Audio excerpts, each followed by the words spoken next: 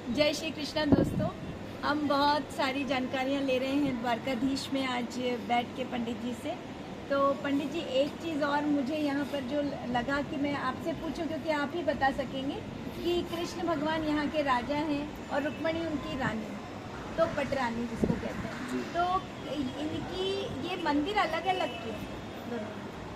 पहले तो जानकारी के रूप में बताएं आपको कि महाराष्ट्र कौंडन्यपुर अमरावती शहर विदर्भ प्रदेश की रहने वाली माँ रुक्मणी, जिन्होंने कृष्ण जी को प्रेम पत्र लिखा और भगवान 4 घोड़ों के रथ में विराजमान होकर उनका हरण करने के लिए विदर्भ गए। जब हरण करके आ रहे थे तो रुक्मणी जी को मन में अभिमान हुआ, द्वेष हुआ कि मेरे जैसी स्वरूपान तो श्री कृष्ण की भी कोई पत्नी नहीं। मैंने एक पत्र लिखा तो खुद कृष्ण भी राजपाट छोड़कर मुझे लेने के लिए विदर्भ पधारे।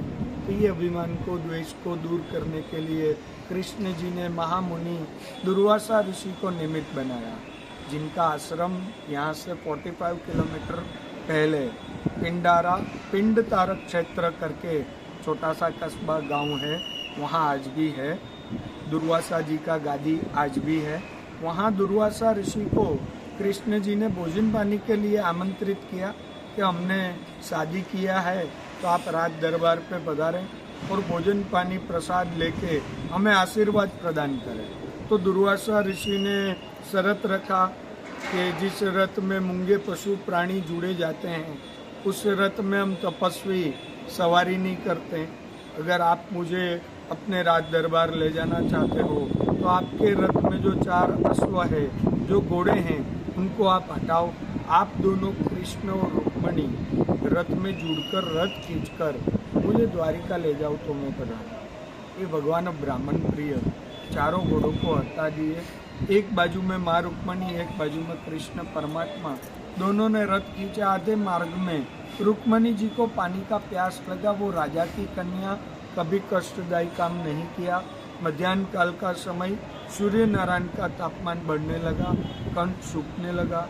तो प्रभु को प्रार्थना किया कि अभी अगर आप हमें जल नहीं पिलाएंगे तो हम अपने शरीर का त्याग इसी क्षेत्र के ऊपर में कर देंगे। एक कदम भी आगे बिना जल के अब ना चलूं, ऐसा बताया।